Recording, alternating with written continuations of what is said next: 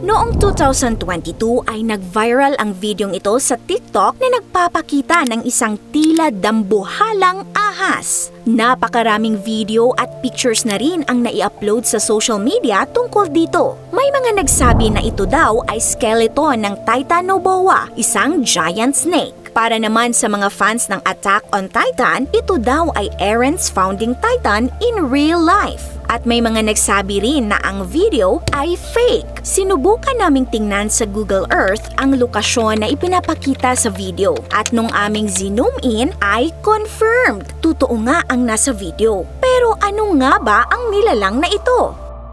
Ang imahe ng dambuhalang ahas sa video ay makikita sa baybayin ng Sambre Valley pa sa bansang France. Kung iyong titingnan ay para itong skeleton ng malaking ahas. Mapapatanong ka talaga kung ano ito at paano ito napunta dito. Medyo nakakatakot ngang tingnan ito. Pero ang totoo, ito po ay isa lamang artwork o napakalaking sculpture at hindi totoong skeleton ng ahas. Tinatawag itong Serpent the Ocean o kilala din bilang Le Serpent the Ocean. Gawa ito ng Chinese-French artist na si Wang Yongping bilang parte ng Estuary Art Exhibition noong 2012. Ang naging inspirasyon ni Wang dito ay ang mga mythological dragons ng China. Gawa ang Serpent the Ocean sa aluminum at stainless steel. Meron itong haba na 130 meters. Kasing haba nito ang pinagdugtong-dugtong na 11 na bus. Ang hugis nitong pakurba ay ginaya sa hugis ng tulay ng Saint-Nazaire na malapit sa pinagtayuan ng sculpture. Ngunit alam nyo ba, hindi lamang ito basta sculpture. Meron itong mensaheng nais iparating sa mundo. Ipinapakita nito ang malungkot na sinapit ng ating mga karagatan dahil sa kagagawan ng tao. Ang pang-aabuso sa ating karagatan ay hindi lamang pumapatay sa buhay nito, kundi pati na rin sa ganda at hiwaga nito. Ipinapakita ng Serpent the Ocean ang imahe ng buto na lamang, wala ng laman at wala ng buhay tulad ng ilan nating mga karagatan.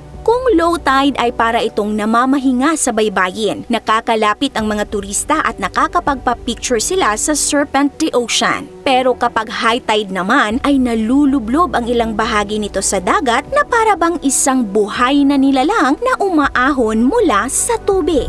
Kung nagustuhan nyo ang content natin today, mag-comment ng yes. This is your Ate O from our Republic. Hanggang sa muli and stay awesome!